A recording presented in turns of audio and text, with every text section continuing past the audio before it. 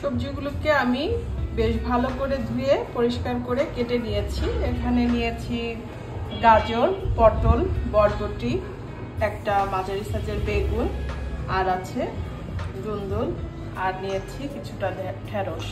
তো ঘরে আপনাদের হাতের কাছে যে সবজিটা থাকে সেই সবজি দিয়েই আপনারা এই সবজিটা রান্না করতে পারেন। খুবই হেলদি এবং খুবই স্বাস্থ্যকর উপায়ে আজকে রান্না করে আপনাদের সাথে শেয়ার করছি।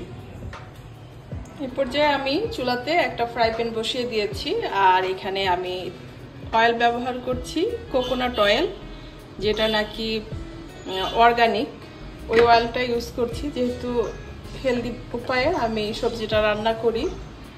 তো এখানে অলিভ অয়েল বা আপনারা এরকম কোকোনাট অয়েল যদি হাতের কাছে অ্যাভেলেবেল থাকে তাহলে দিয়ে রান্না করতে পারেন। খুবই সামান্য পরিমাণে দিলাম, প্রায় 4 চামচের 1 চামচ পরিমাণে দিয়েছি। আর এ পর্যায়ে অ্যাড করে দিচ্ছি রসুন কুচি। একটা মাঝারি সাইজের রসুন আমি কুচি করে নিয়েছি, এটা একটু ভেজে নেব। এর সঙ্গে অ্যাড করে দিচ্ছি কয়েকটা মাঝারি সাইজের চিংড়ি, কয়েক সেকেন্ড একটু ভেজে নেব। এ পর্যায়ে অ্যাড করে দিচ্ছি কাঁচামরিচ,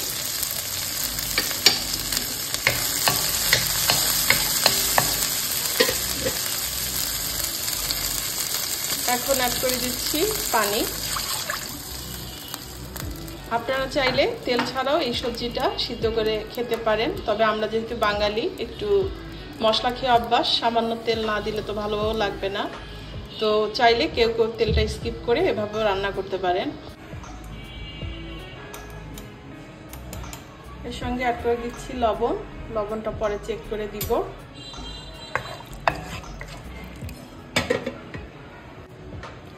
এখন অ্যাড করে দিচ্ছি হাফ টিস্পুনের মতো হলুদের গুঁড়া, চাইলে আপনারা সাদাও রান্না করতে পারেন।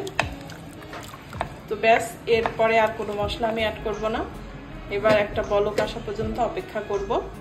এবার কেটে রাখা সবজিগুলো আমি অ্যাড করে দিব।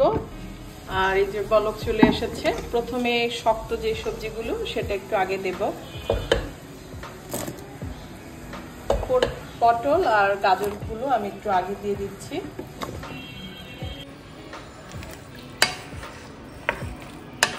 আমি এখানে সবজির পরিমাণটা একটু বেশি নিয়েছি, কারণ আমাদের ফ্যামিলি মেম্বার 4 জন, আমরা 4 জনেই খাবো। তো আপনারা একটু কম বেশি করে নিতে পারেন ফ্যামিলি মেম্বার অনুযায়ী। এর পর্যায়ে অ্যাড করে দিচ্ছি একটা মাঝারি সাইজের টমেটো, দিয়ে আমি মাঝারি আঁচে এখন ঢাকনা দিয়ে ঢেকে রান্না করে নিব 10 থেকে 15 মিনিটের মতো, সবজিটা সিদ্ধ হওয়া পর্যন্ত। আর মাঝে মাঝে অবশ্যই একটু নেড়ে চেড়ে দেবো।